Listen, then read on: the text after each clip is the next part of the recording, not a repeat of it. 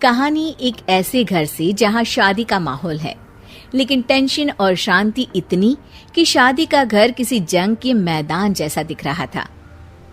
अरे जैसा मर्जी डेकोरेशन कर दो, पैसों की चिंता मत करो। इतना पैसा जब लड़के वालों को दे दिया तो फूल वालों को देने में मुझे क्या दिक्कत है? अरे धीरे बोलो ना, साफ लग रहा है कि फ्रस्ट्रेटेड हो। अरे तुम तो चुप ही रहो। एक बेटी संभाल नहीं पाई। सारा दिन मैं काम पर जाता था, सोचता था घर पर बच्चों को अच्छे से संस्कार मिल रहे होंगे, लेकिन नहीं, मैडम को तो अपनी किटी और फैशन से फुर्सत मिले तब ना। माँ चुपचाप वहां से चली जाती है। समझ में नहीं आता कि आखिर शर्मा खानदान में हो क्या रहा है। कल तक चिड़िया सी फुदकने वाली शीना की शादी यूं अचानक एक मोटे काले लड़के से क्यों हो रही है?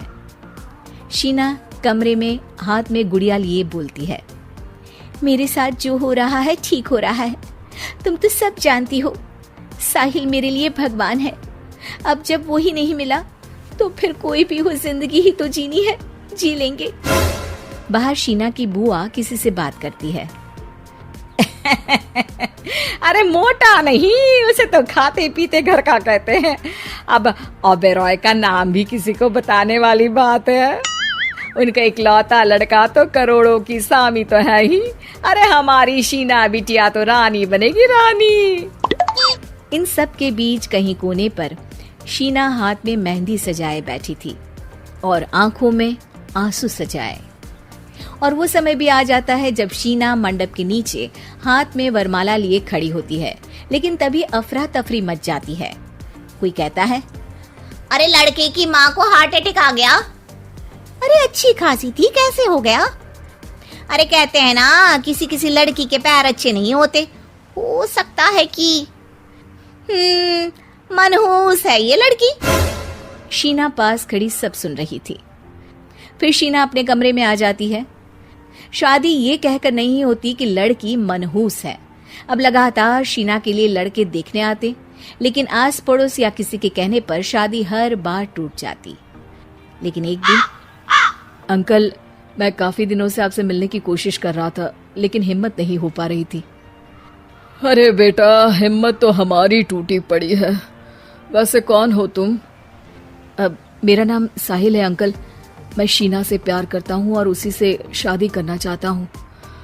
अरे अब तो किस जात के हो ये भी मायने नहीं रखता। बेटा, मेरी बेटी मनहूस है, ये सब कहते हैं कि इसीलिए उसकी शादी नहीं हो पा रही। अगर तुम शादी करने को तैयार हो तो ठीक है।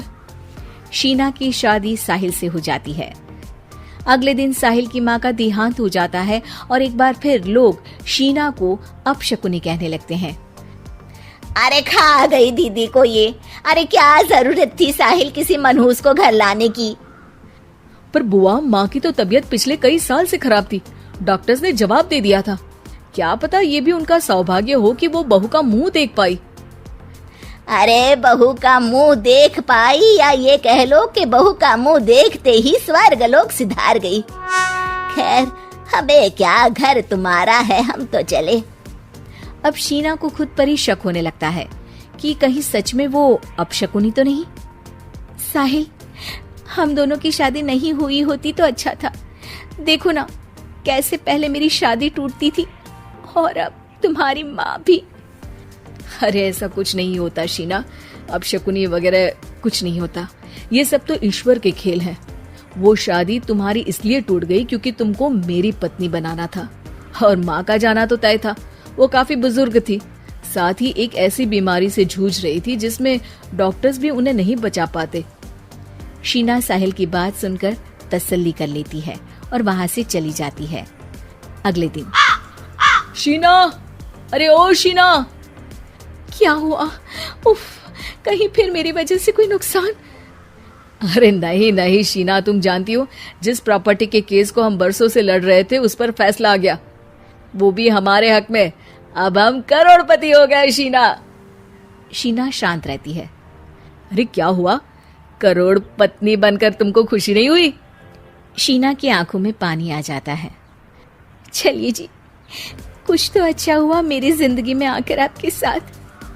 साहिल शीना को गले लगाकर कहता है, मेरी नई नौकरी भी तुम्हारे ही आने से लगी, ये प्रॉपर्टी का केस जीता, सब कुछ तो तुम्हारे आने के बाद ही हुआ, फिर तुम मनहूस कैसे?